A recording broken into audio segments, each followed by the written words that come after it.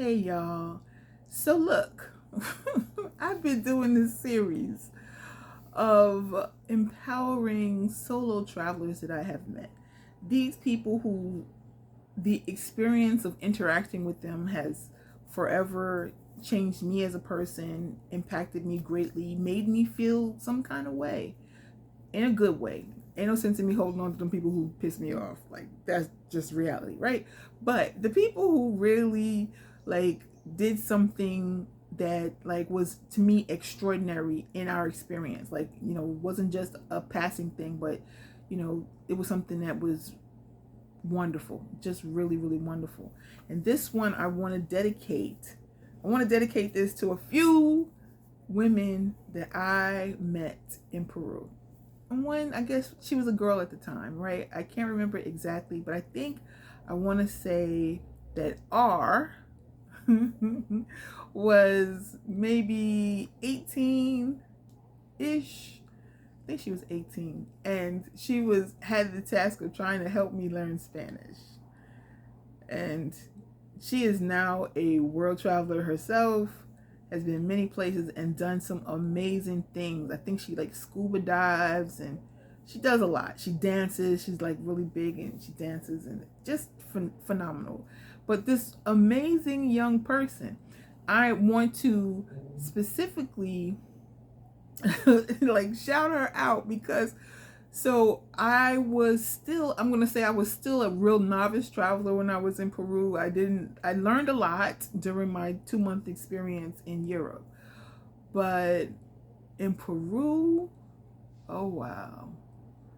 In Peru, I got a whole lot out of the experience. I got there on a Wednesday and on Friday, the power went out in the whole town. In the whole town. Okay, the power went out. I was like, what in the whole world is going on here? And in the house we were staying, the water pump runs on electricity. The water pump runs on electricity. So when the power's out, basically the water's out too. Oh my goodness. But anyway, I digress.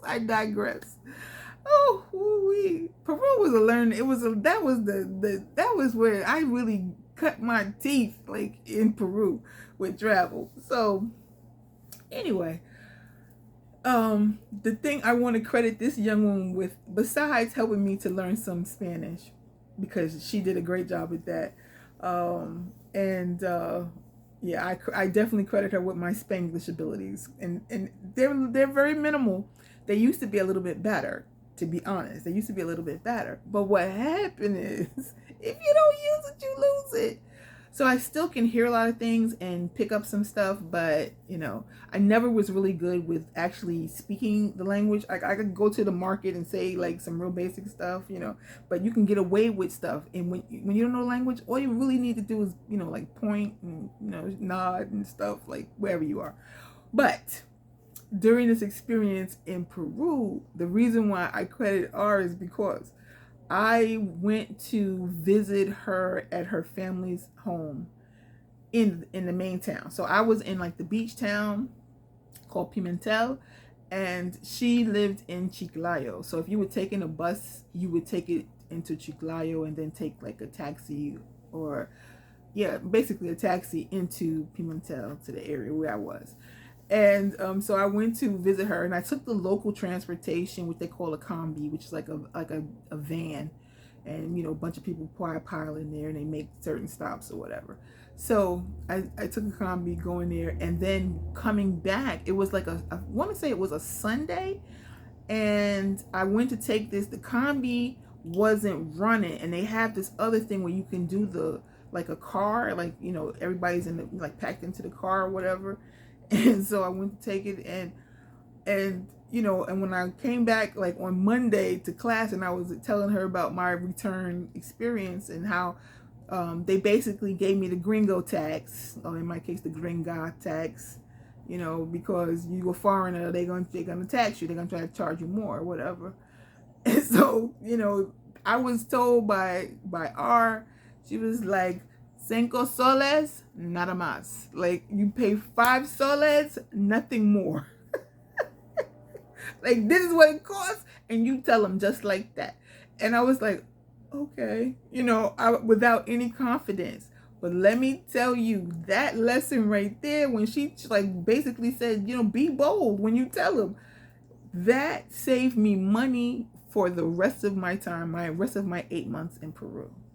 Because R was like, yo, you tell them single solo or whatever the amount is that it should be. You tell them that, nada más. And you mean it, right? Like and which I can do. I'm from Brooklyn, don't get me wrong. I'm not like a timid, shy traveler, you know. But R, as I was mentioning, had invited me to her home. Her dad speaks a little bit of English. Her mom basically speaks no English. Her older sister, speaks no English. She had a younger brother, and he did, and his A. That's that's like my nephew. Like I love them. But he did speak English. He did speak English, and so did R. And so I, would go over there, and because I was like fairly close in age to her parents, and when I tell you, they welcomed me like, oh, come and stay. So when I would want to have like a break from where I was in Pimentel and want to just come to the town area, I was welcome to be there. There was times that I was there and R wasn't even there. And here I am with R's mom. I love her. I love her. And she would just host me, even though I could speak a little bit of Spanish and she could speak almost no English, and somehow we managed to bond together. It was just wonderful. So I thank R for her mom M. I love them. And they always will tell you, even to this day, like when are you coming back and blah blah blah, that they are mi familia peruano, that they are my Peruvian family.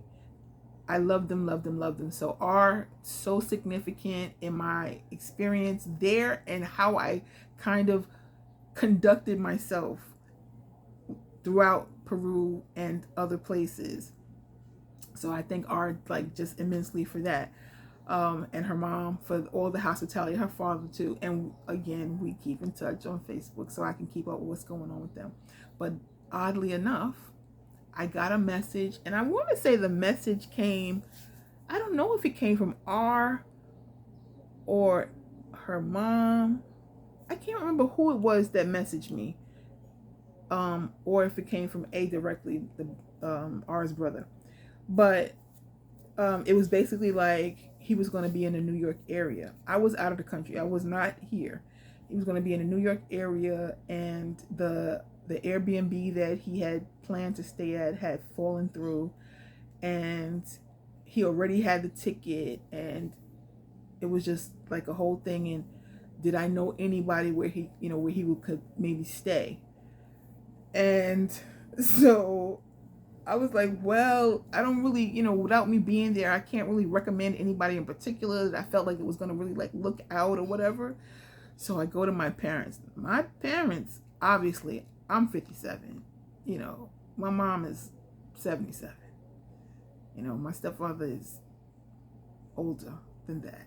You know what I'm saying? So I felt like I had to do some real convincing. And I was like, listen, when I was in Peru for all those months, this family was my family. This family did everything they could to help me navigate being there and make me feel welcome and at home.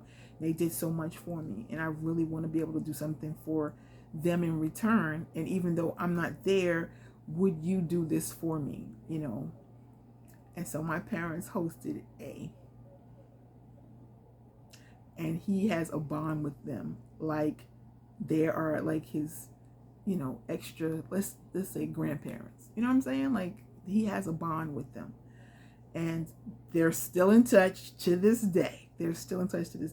So I thank R for making it possible for me to have family in Peru and being able to meet her mom M and her dad and her sister and her brother. I thank R for that. The entire family, I love them. I love them.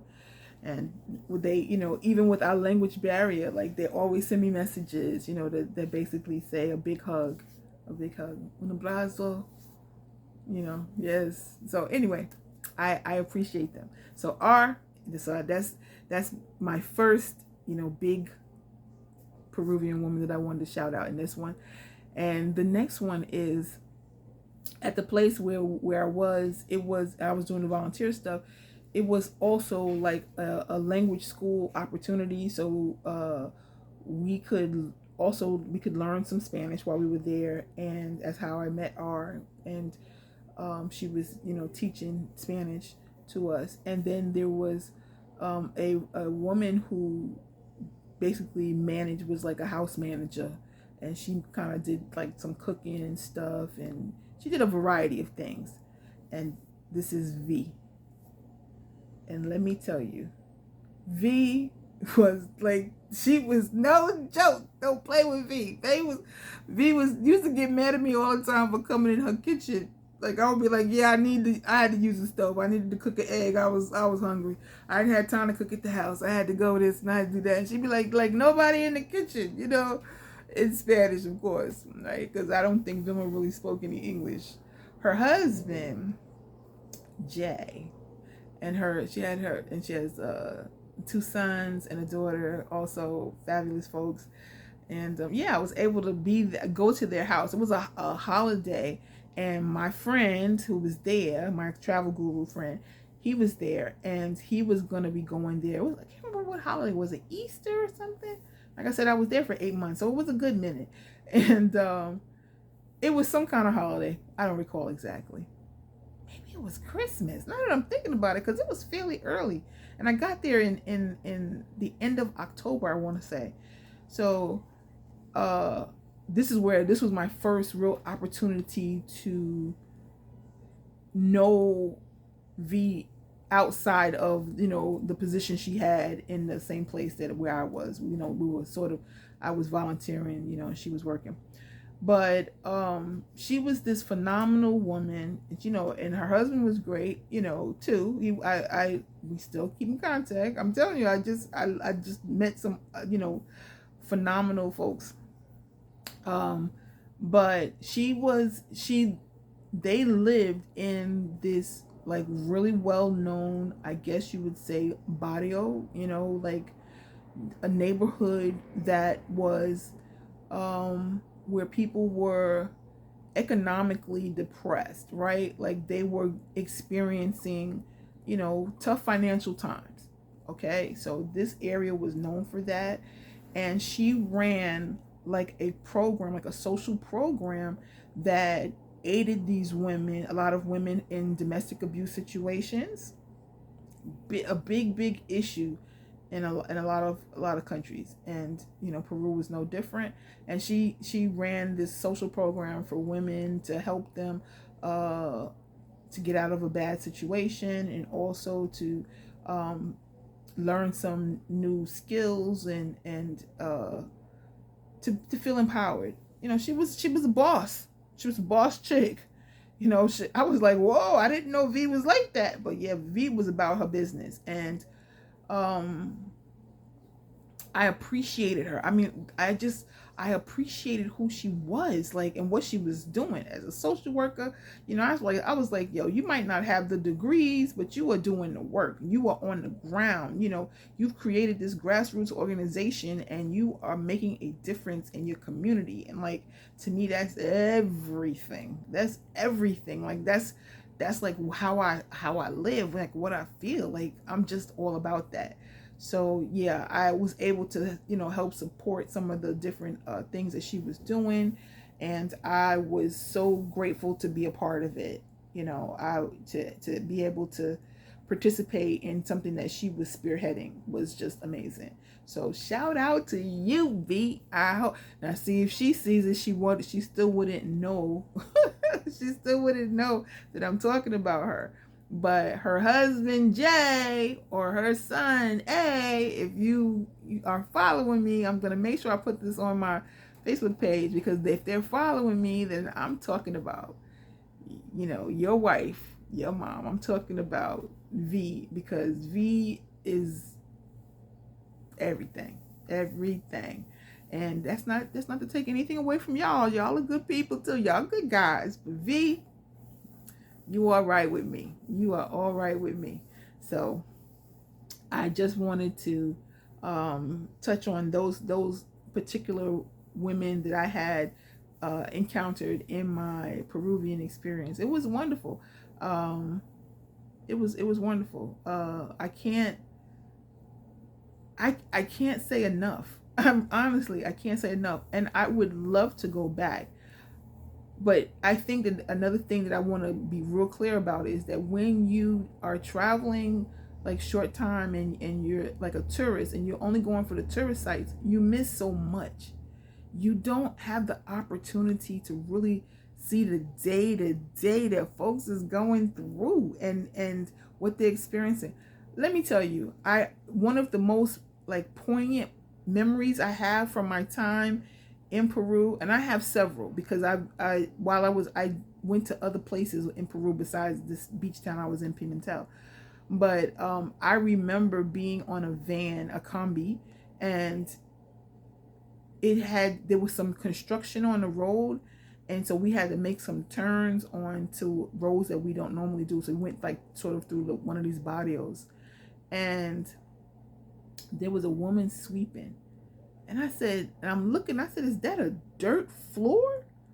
Like, I think that house, that abode that she had a dirt floor, and she was sweeping a dirt floor. And I later saw similar things in other countries I've been to, and I was just thinking about, it doesn't matter what you have, which my mother always told me, it's not what you have, it's how you keep it.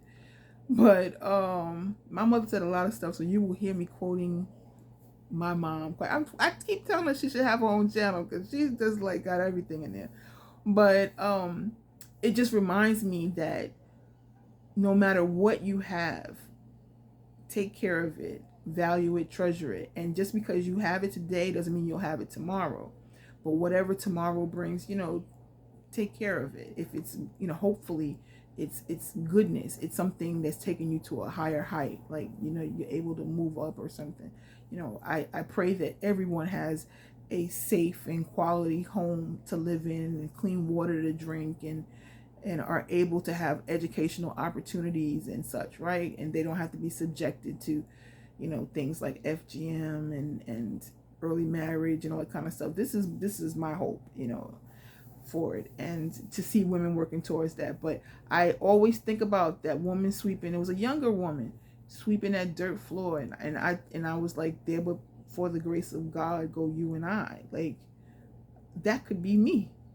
But here I am on this combi as a person who's fortunate enough to be able to travel through this country and see other things, and know other things. And this young lady, may never experience anything beyond her, immediate surroundings, maybe go to the main town or maybe to the capital, to Lima on occasion, right? I don't know. But anyway, these Peruvian women that I met really and truly impacted my travel experience. They impacted me as a person. And like I said, I try to keep in touch, not like, write them like every day or nothing, but I try to keep in touch, especially when they cross my mind, just to let them know that I'm thinking of them and that, I value all of the experiences that we shared together. So yes, so I will always fondly think about Peru.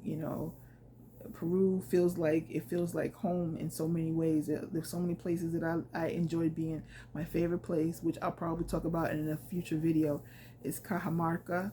And yeah, I did love it. I did have a not so great experience there. Just a little experience there, but I had a breakthrough experience there as well.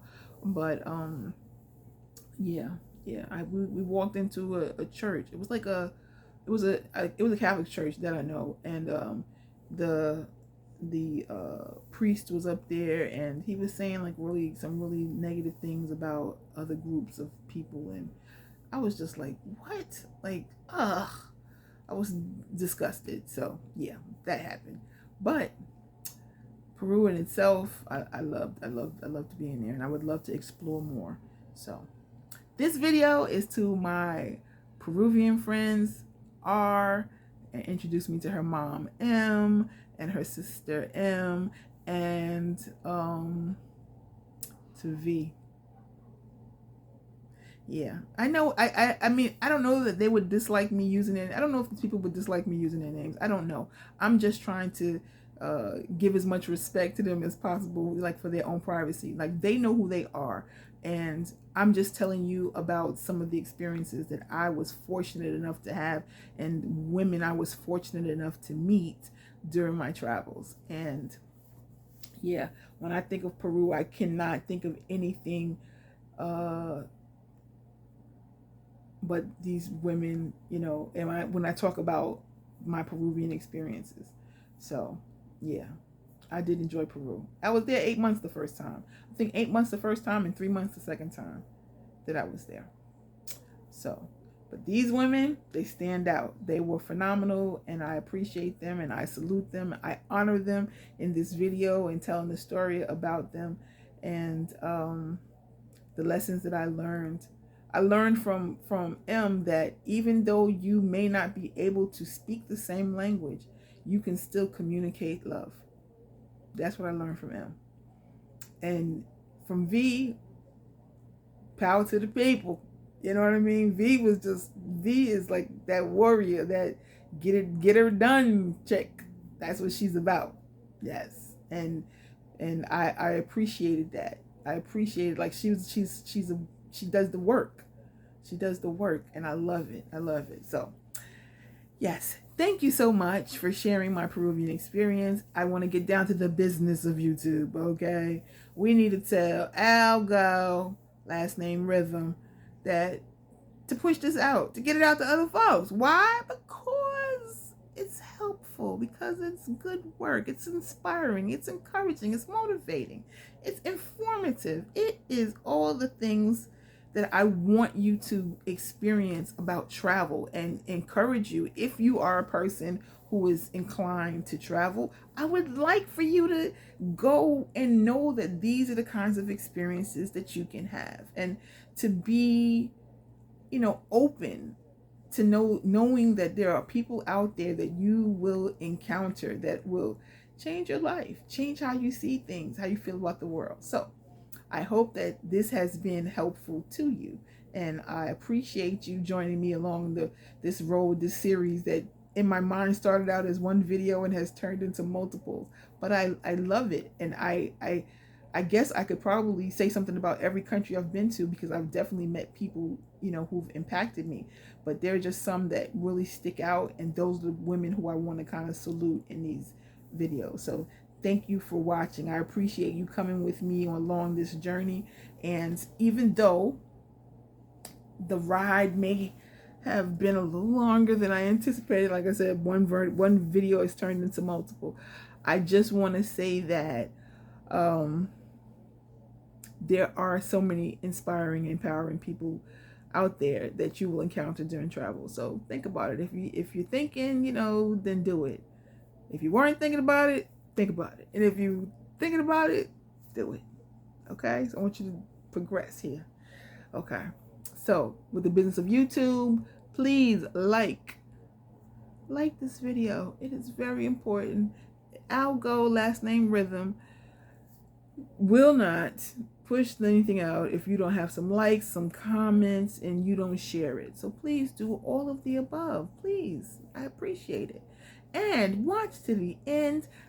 I need to get these watch hours up. Like, they serious. Like, you gotta work hard, like, to keep it going.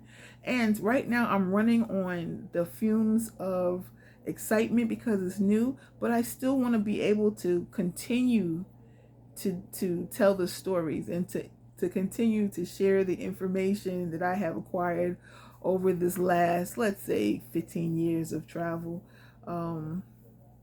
Or so, yeah, or so. I don't know. I mean, some of it is a little further back than that, but you know, just the information that I know, and that these things that I've experienced. So I appreciate that. Like, comment. I want to hear from you. We are community. And share. I appreciate that. And by all means, if you haven't done so already, subscribe, subscribe, subscribe. Yes. All day, every day. Yes. Different is great. And I like to say all the time, do good and be better. Meaning, be better than you were yesterday and be even better tomorrow. Okay? Yes, indeed. Absolutely. Now, if you don't know, I want you to know that it means the world to me that I get to share my world with you. Okay? It truly does. So if nobody tells you thank you, please hear it from me. Thank you. Because I appreciate you taking your time. It is one thing that you can never get back. Okay? You can never get it back. And so it's very important that I say thank you for spending your most valuable currency with me. Okay? So, until next time, ciao for now.